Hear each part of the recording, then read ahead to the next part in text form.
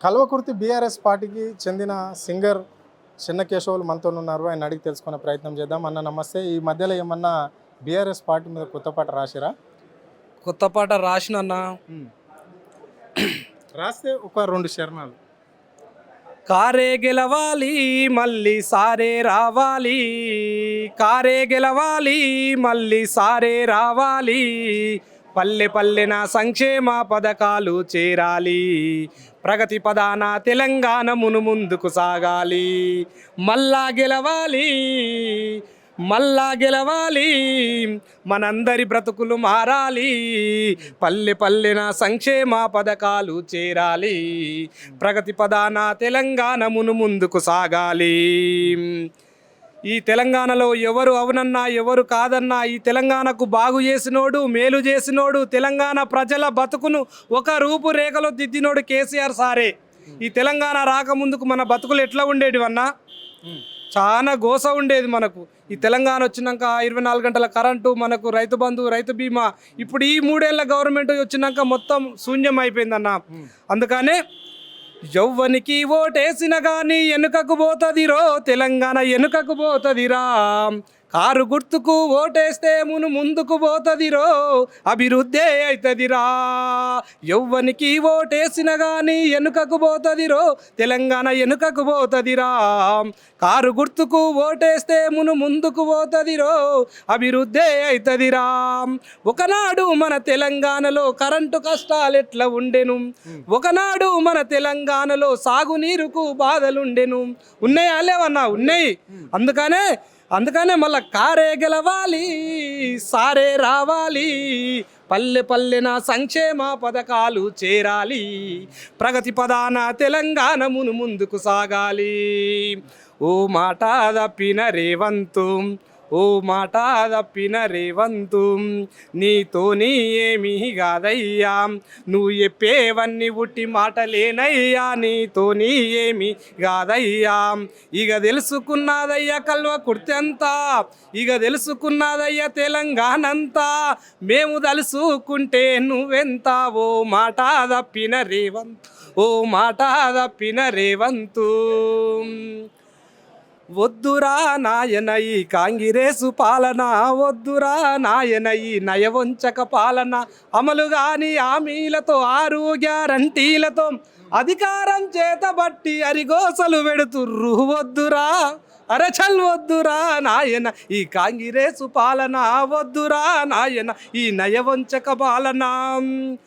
కళ్యాణ లక్ష్మిలేమో కలదప్పిపోయినాయి, ఆడపిల్ల పెళ్ళికిచ్చే చెక్కు లేదు దిక్కు లేదు, తులమెత్తు బంగారం మీదు నుంచి పెడతావని ఒలవేసి గుంజినారు, ఓట్లు బాగా పొందినారు.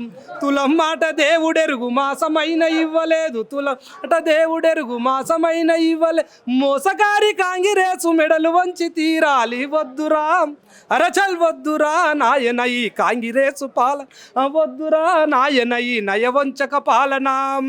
అగో 6 గ్యారంటీలు అమలుగా లేదంట, 3 ఏళ్ళు అవుతున్నా ఏమి చెయ్యలేదు ఇయ్యలేదు, కేసీఆర్ను తిట్టకుండా పొద్దు గడుపుకోడంట. అరే గుంపు మేస్త్రి ముఖ్యమంత్రి కంపు నోరు పెట్టుకొని, గుంపు మేస్త్రి ముఖ్యమంత్రి కంపు నోరు పెట్టుకొని, రాకాసి కోరసాచి మాట్లాడే మాట చూడు. వద్దురా అరే వద్దురా నాయన ఈ కాంగ్రెసు పాలన, వద్దురా నాయన ఈ నయవంచక పాలన, వద్దురా నాయన ఈ కాంగ్రెసు పాలన, వద్దురా నాయన ఈ నయవంచక పాలన. జై తెలంగాణ. 100 ఆరైనా కల్వకుర్తి గడ్డ మీద, తెలంగాణ గడ్డ మీద ఇంకా 30-40 ఏళ్ళు గులాబీ జెండా ఎగురుతుంది. ఈ మల్లతరం, ఈ తరం కాదు మల్లతరం దాకా కాంగ్రెస్ అనే మాట కూడా ఎత్తారన్న. ఇదంతా ఘోరమైంది. జై తెలంగాణ. కల్వకుర్తి సంబంధించిన బీఆర్ఎస్ సీనియర్ నాయకులు మహేష్ గారు మనతో ఉన్నారు. ఆయన అడిగి తెలుసుకునే ప్రయత్నం మనం చేద్దాం. అన్న నమస్తే. అన్న చెప్పండి అన్న, ఎట్లా చూస్తారన్న ఇక్కడ రేవంత్ రెడ్డి సర్కారు పరిపాలన, 2 ఏళ్ల పరిపాలన కాలంలో మరి కింది స్థాయి ప్రజలకు, అంటే గ్రామ స్థాయిలలో ప్రజలకు 6 గ్యారెంటీలు అన్నారు, అవన్నీ అందినట్లన్నా? 6 గ్యారెంటీలు కాదు కదా, అసలు ఒక్క గ్యారెంటీ కూడా ఇప్పటి వరకు పూర్తిగా లేదండి. ఒక బస్సు కార్యక్రమం ఒకటి, అది కూడా ఆడవాళ్ళు కొట్టుకుంటూ తిట్టుకుంటూ ఏదో జరుపుతున్నారు తప్ప, అందరికి మించి గ్యాస్కు 500 గ్యాస్ అన్నాడు, బోనస్ అన్నాడు పంట పండిస్తే, ఈ రైతు రుణమాఫీ పెంచుతా అని చెప్పేసి అది 1-2 దఫాలు ఇచ్చేసి అవి కూడా ఎగ్గొట్టాడు. కాబట్టి ఇట్లా ఎన్ని చూసుకున్నా ఎన్ని పథకాలు చూసుకున్నా కూడా ఇప్పటికి ఒక్కటి కూడా కంప్లీట్ అవ్వలేదు. కాబట్టి ప్రజలు, రైతులు, ఉద్యోగులు ప్రతి ఒక్కరు, పోలీస్ వ్యవస్థ కూడా ఇలా ఈరోజు నిర్వీర్యం చేసి వాళ్ళకు కూడా ఏమి ఇవ్వట్లేదు. హోంగార్డుల పరిస్థితి కూడా ఘోరం ఉంది ఇంకా. కాబట్టి ఇట్లాంటివి ఏ ఉద్యోగం కానీ రైతులు కానీ ప్రతి ఎవరిని చూసుకున్నా కూడా చాలా ఘోరమైన ఈనాదీనమైన పరిస్థితి ఇవాళ తెలంగాణలో. కాబట్టి రాబోయే 2 నెలల్లో కేసీఆర్ గారిని మళ్ళీ ముఖ్యమంత్రి చేసేదాకా ఈరోజు ప్రతి ఒక్కరు కలిసి ముందుకు వస్తున్నారు. కాబట్టి ఈరోజు ఈ జైనింగ్ అయింది. అన్న చెప్పండి అన్న, ఇప్పుడు రాష్ట్ర వ్యాప్తంగా కాంగ్రెస్ పార్టీ అధికారంలో ఉంటే కాంగ్రెస్ పార్టీలో జాయిన్ కావాల్సిన వాళ్ళంతా బీఆర్ఎస్ వైపు ఎందుకు చూస్తున్నారు? ఇప్పుడు బీజేపీ వాళ్ళు కావచ్చు, ఇంకా ఇతరులు కావచ్చు. మరి అధికారంలో ఉన్న పార్టీలు జాయిన్ అవుతారు కానీ అధికారం లేని పార్టీకి రావడానికి ప్రధాన కారణాలు ఏంటన్నా? అదే నేను ఇంతకుముందు చెప్పిన కదా, ఈ పథకాలు ఏవైతే ఈ నిర్వీర్యం చేసి ఏది కూడా సక్సెస్ అంటే ఎందుకు సక్సెస్ అవుతలేదు అంటే ఆయనకు మినిమం అవగాహన లేదు. అంటే ఎట్లా చేసి ఏమవుతుంది, ఎట్లా రూపాయి సంపాదించి మన ప్రజలకు పంచాలనే ఆయన దగ్గర లేదు. దోచుకోవడం, పంచుకోవడం అన్న ఒక నినాదంతో పోతున్నారు. కాబట్టి ఎక్కడ కూడా మనకు ఒకరికి పథకాలు ఫుల్ టైమ్గా ఇచ్చేది లేదు. కాబట్టి ప్రతి ఒక్కరు ఈరోజు అందు గురించే గత పాలనలో 10 సంవత్సరాల పాలనలో ఏం జరిగింది, ఇప్పుడు ఏం జరుగుతుందని ఊహించుకొనే ఇక వద్దు మనకి గవర్నమెంట్ అని చెప్పేసి ఉద్దేశంతోనే ఈరోజు మనకు మళ్ళీ కేసీఆర్ సీఎం చేసుకోవాలని ప్రతి ఒక్కరు కూడా మనకు అన్ని పార్టీలలోకి వెళ్ళి వచ్చి మనకు ఈరోజు కలవడం జరిగింది. అంటే అన్న ఇక్కడ మరి రాష్ట్ర ముఖ్యమంత్రి అంటున్నాడు బీఆర్ఎస్ పార్టీని లేకుండా చేస్తాం, బూడిద చేసేస్తాం బీఆర్ఎస్ పార్టీని. కేసీఆర్ సమాధి మీద కాంగ్రెస్ జెండా మా కార్యకర్తలు ఎగిరేయబోతున్నారు రాబోయే ఎలక్షన్లు అంటున్నారు. మరి ఈ వాక్యం మీరు ఎట్లా చూస్తారు? అన్నా ఈయన నిన్న కాక మొన్న వచ్చిండే, ఈయన కంటే పెద్ద పెద్ద మహానుభావులే ఎంతో ఎత్తు 6 అడుగుల ఎత్తు ఉండి పెద్ద పెద్ద ఉన్నోళ్ళే కేసీఆర్ని ఏం చేయలేకపోయారు.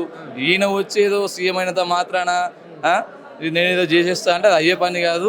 దాన్ని అసలు ఆయన ఏమంటారు, కాళ్ళు కొట్టి కూడా సమానమే, మనిషి కూడా కాదు. మీరు చూస్తున్నారు కదా కేసీఆర్ గారు ఏదైనా స్పందిస్తున్నారా అసలు ఆయన విషయంలో? ఎందుకు అంటే ఆయన సమకాలీన నాయకుడే కాదని అందరూ ఎవరు కూడా గుర్తించలేదు. అసలు సీఎం రేవంత్ గానే గుర్తిస్తలేరు ఎవరు జనాలు. మరి అట్లాంటి ఆయన వచ్చి కేసీఆర్ మీద అవాకులు చెవాకులు వెళ్తాయంటే అది కాని పని అన్న. ఓకే, ఇది పరిస్థితి.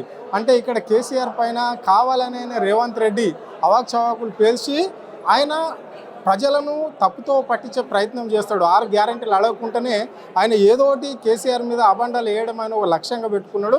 అయినా కానీ ప్రజలు రాష్ట్ర వ్యాప్తంగా అందరు చూస్తూనే ఉన్నారు.